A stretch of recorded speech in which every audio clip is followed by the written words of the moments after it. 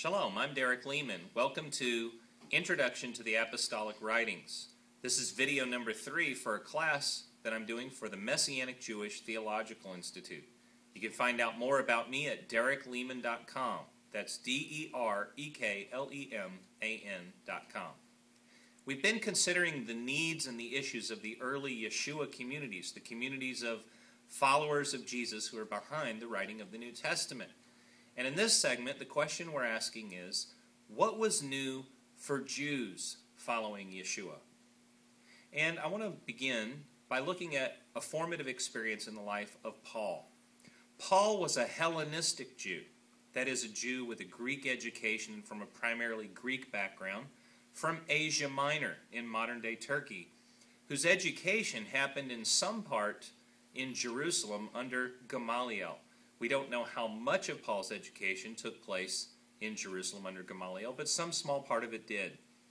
In Jerusalem, the Judeans and the Hellenist Jews remained separate. So even though Paul was partly educated in Jerusalem, he would forever and always be regarded as a Hellenist or Hellenistic Jew, no matter how Jewish he was.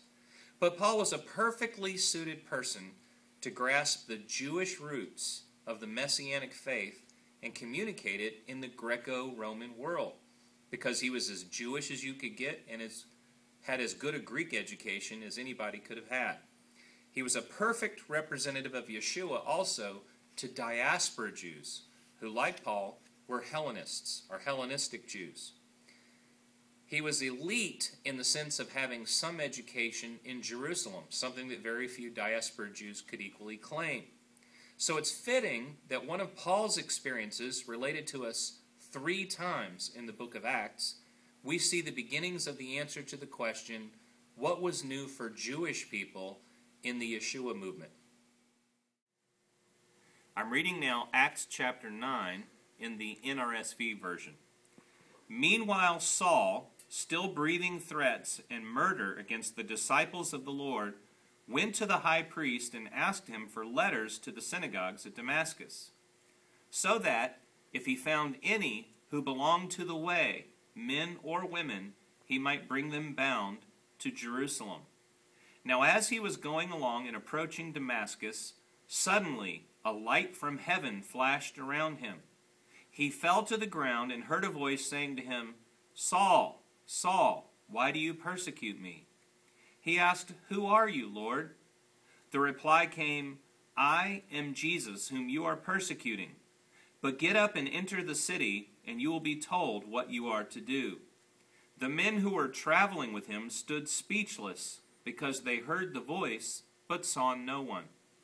Saul got up from the ground, and though his eyes were open, he could see nothing.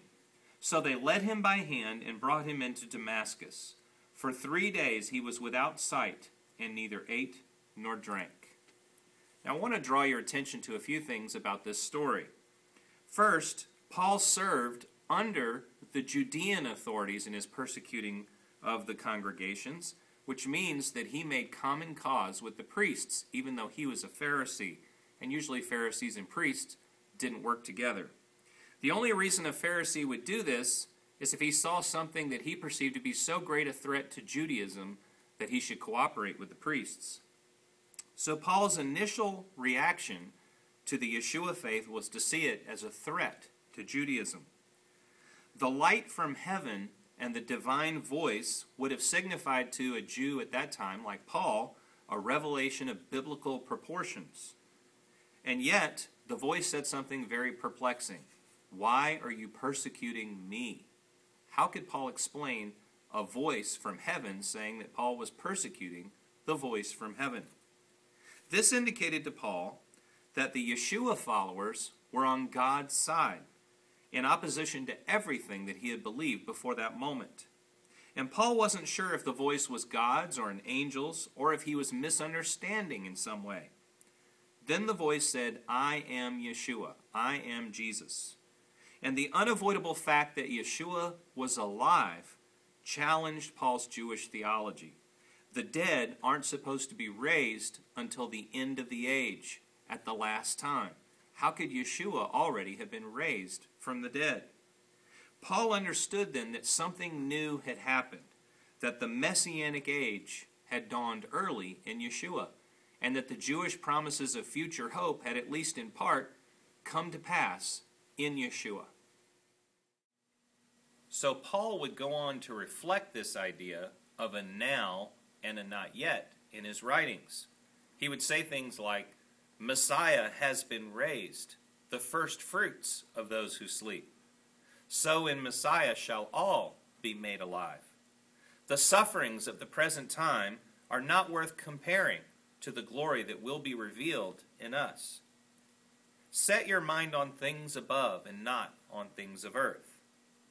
In this tent now we groan, longing to put on our heavenly dwelling, carrying in the body the death of Yeshua, so that the life of Yeshua might also be manifested in our bodies. If we have been united with him in his death like this, we shall certainly be united with him in a resurrection like his. Therefore, if anyone is in Messiah, he is a new creation. In all these kinds of sayings, what's reflected is this. Paul realized that Yeshua had experienced the resurrection early, and that meant that the promises of the Torah and the prophets were made certain in the person of Yeshua. That made Yeshua God's yes and amen. In a similar way, James, whose name in Hebrew is Yaakov or Jacob, the brother of Yeshua, did not believe in him until after the resurrection. And James evidently considered the resurrection proof that there would be a second coming.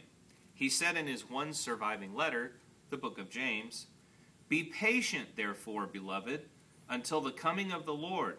The farmer waits for the precious crop from the earth, being patient with it until it receives the early and the late rains. You also must be patient. Strengthen your hearts, for the coming of the Lord is near. Beloved, do not grumble against one another, so that you may not be judged. See, the judge is standing at the doors. Present troubles, James said, would be answered in the day of Messiah, the day of the Lord. Yeshua was coming, and that fact changed life here and now. Similarly, the book of Hebrews addressed some Jews who were considering abandoning their faith in Yeshua. Yeshua, says the book of Hebrews, is at last the prophet greater than Moses. He is greater than the angels and is himself the image of God. He was raised and put on the throne. He suffered to show sympathy with our sin and to rise above it, and he is our great high priest.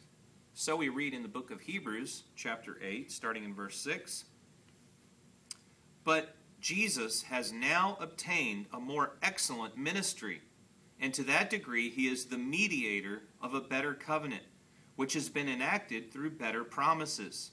For if that first covenant had been faultless, there would have been no need to look for a second one.